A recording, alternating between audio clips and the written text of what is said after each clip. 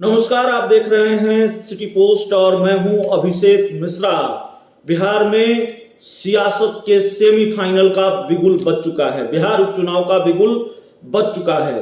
यह उपचुनाव बेहद महत्वपूर्ण है बिहार की सियासत के लिहाज से, और क्यों महत्वपूर्ण है इसकी चर्चा हम करेंगे। लेकिन बिहार में 2 सीटों पर उपचुनाव की तारीखों का ऐलान हो गया है। बिहार में मुजफ्फरपुर की कुर्नी की सीट भी खाली हुई है, लेकिन 2 सीटों पर चुनाव की तारीखों का ऐलान हुआ है, मोकामा और गोपालगंज। मोकामा जो आरजेडी के विधायक अनंत सिंह के सदस्यता चले जाने से खाली हुई है। अनंत सिंह की सदस्यता चली गई है, मोकामा के विधायक थे, लेकिन सदस्यता जाने के बाद यह सीट खाली हुई और इस पर उपचुनाव हो रहा है।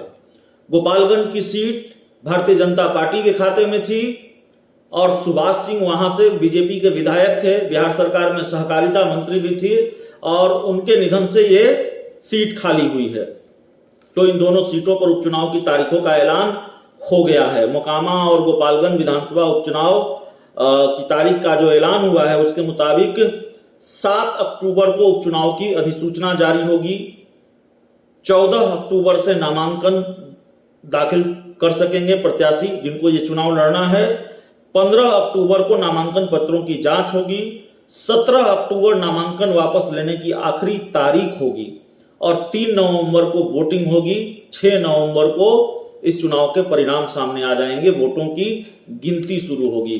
तो बिहार उपचुनाव से जुड़ी हुई ये बड़ी खबर है। इस पर सबकी निगाहें टिकी हुई थी कि आखिरकार इस उपचुनाव की तारीख का ऐलान कब होता है। अब सबकी निगाहें टिकी हुई है कि आरजेडी अपनी मोकामा सीट बचा पाती है या नहीं, बीजेपी अपनी गोपालगंज की सीट बचा पाती है या नहीं। क्या क्या खेल इस सियासत के सेमीफाइनल में होना है। भारतीय जनता पार्टी से जेडीयू अलग हुई है। बिहार में सत्ता का समीकरण, सियासत का समीकरण बदला है, तो उन समीकरणों में बदलाव का असर भी क्या इन उपचुनावों में होगा, यह भी देखना होगा।